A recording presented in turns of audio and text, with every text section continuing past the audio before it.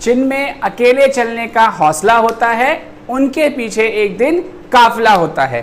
नमस्कार दोस्तों, मेरा नाम ऋषिनाथ सक्सेना और आज मैं आपके सामने लेके आया हूँ हिंदी की वीडियो। उससे पहले हम बात करेंगे उन प्रश्नों की जो मैंने आपको कल होमवर्क में दिए थे। मुझे पूरी उम्मीद है कि आपने उन क्वेश्चंस को करा होगा। कल हमने व्यंजनों के बारे में पढ़ा था, अंतस्थ व्यंजन, ऊष्म व्यंजन आदि के बारे में हमने पढ़ा। आप अपनी कॉपी का वो पन्ना खोल लीजिए जहाँ आपने क्वेश्चंस को लिखा था। मैं आपको एक बार क्वेश्चन के आंसर्स बता देता हूँ, उसे आप चेक कर लीजिए। तो पहला प्रश्न था, इनमें से कौन सी ध्वनि अंतस्थ नहीं है? तो इसका आंसर है बा। बा जो है वो अंतस्थ ध्वनि नहीं है। दूसरा क्वेश्चन, इनमें से ऊष्म वर्ण कौन सा है? ऊष्म वर्ण की इसमें बात हो रही थी, इसमें ऑप्शन डी आपका आंसर होगा शा। तीसरा क्वेश्चन है आपका, निम्न में संयुक्ताक्षर कौन सा है?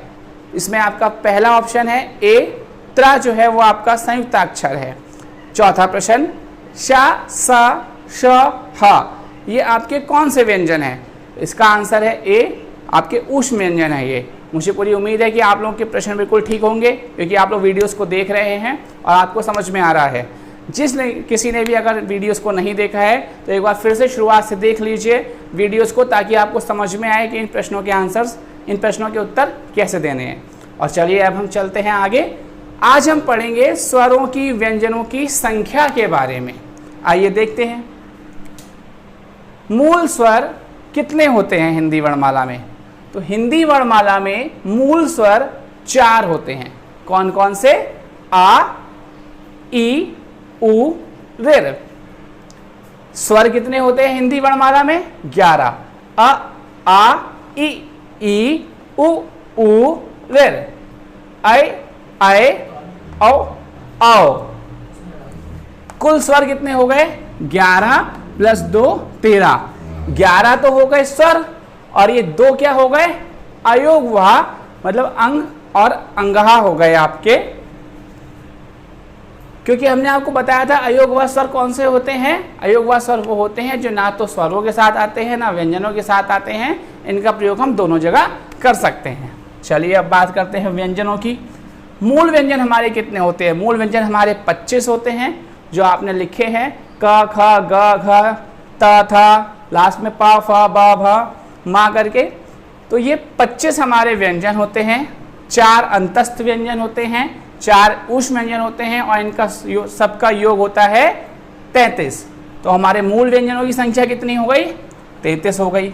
व्यंजन 25 प्लस 2 प्लस 4 प्लस 4 प्लस 4 39 हमारे व्यंजन होते हैं। देख लीजिए कैसे। ड और ढ ये आपके उत्क्षिप्त व्यंजन होते हैं, या जिसे हमने बताया था द्विगुण व्यंजन होते हैं। तो 25 आपके मूल व्यंजन, 2 आपके उत्क्षिप्त व्यंजन, 4 अंतस्थ व्यंजन, 4 ऊष्म व्यंजन और 4 संयुक्त व्यंजन। तो इन सब के योग से और इस तरह से व्यंजनों की संख्या हो जाती है 39। चलिए आगे, कुल व्यंजनों की संख्या कितनी हो गई? 39 प्लस 2 41। 39 तो आपको समझ में आ गया होगा, यहाँ से आया। और ये दो आपके अयोगवाह, क्योंकि हमने आपको बताया था अयोगवाह जो है वो ना स्वरों में आते हैं ना व्यंजन में आते हैं, दोनों की जगह हम उनको प्रयोग कर सकते हैं। तो यहाँ हमने उनको प्रयोग किया है, तो 39 प्लस 2 41। इस तरह से वर्णों की कुल संख्या क्या हो जाती है? 52। अब बहुत से विद्यार्थी पूछते हैं सर प्रश्न कैसे आता है परीक्षाओं में? इतना बताने के बाद पूछते हैं सर प्रश्न कैसे आता है? तो मैं आपको बता दूं, अगर परीक्षा में कहता है कि हिंदी वर्णमाला में मूल स्वरों की संख्या बताइए, तो मूल स्वर हैं 4। हिंदी वर्णमाला में स्वर की संख्या बताइए तो 11, और हिंदी वर्णमाला में कुल स्वर की संख्या बताइए तो हो गए 13। जी हाँ बच्चों, जी हाँ विद्यार्थियों, इस बात का आप ध्यान रखें कि जब भी आपके सामने परीक्षा में प्रश्न आता है तो प्रश्न को बहुत ध्यान से पढ़ना है। ध्यान से क्यों पढ़ना है? अगर मूल स्वर कह दिया है और ऑप्शन में 4 है तो 4 पे आप टिक करेंगे। अगर स्वर कह दिया है, सिर्फ स्वर, तो आप 11 पे टिक करेंगे। कुल स्वर कह दिया है और ऑप्शन में 13 है तो आप 13 पे टिक करेंगे।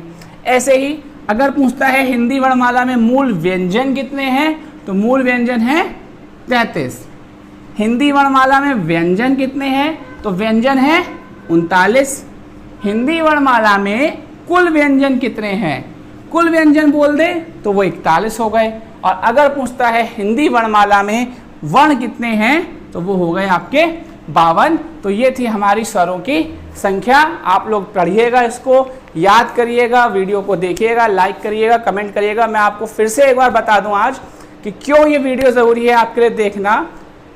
हम आपको यहाँ पे हर चीज़ को अच्छे से समझा रहे हैं और हर चीज़ के प्रॉपर नोट्स बनवा रहे हैं। अगर आप अपनी कॉपी में इसको ईमानदारी के साथ बना रहे हैं तो यकीन करिए आपकी हिंदी के नोट्स प्रॉपरली तैयार हो रहे हैं। हर एक लाइन में आपको प्रश्न मिलेगा। मैं इस तरीके से आपको पढ़ा रहा हूँ, मेहनत कर रहा हूँ आपको अपनी हिंदी का ज्ञान देने में, हिंदी पढ़ाने में। और मैं चाहता हूँ कि आप भी साथ में पढ़ें और लोगों तक इस वीडियो को पहुँचाएं, लाइक करें, शेयर करें और जो भी कमेंट्स हैं उन्हें करें। हमारे कमेंट बॉक्स को हमारी टीम ने चेक किया है, उसमें एक कमेंट है मोनिका भारती जी का। उनका कमेंट पढ़ के टीम को अच्छा लगा। हमें इससे ये पता चला है कि वो वीडियो को पूरा देखती हैं, लाइक करती हैं, शेयर करती हैं, आंसर्स देती हैं। टीम उन आंसर्स को चेक करके आपको बताती है कमेंट में ही कि आपके आंसर ठीक है या नहीं ठीक है। तो मोनिका भारती जी, आप इस तरीके से ही देखती रहें और आगे सीखती रहें, अपने नोट्स प्रॉपर बनाते रहें। जिस परीक्षा की भी आप तैयारी करें उसमें आपका भविष्य उज्जवल हो। धन्यवाद।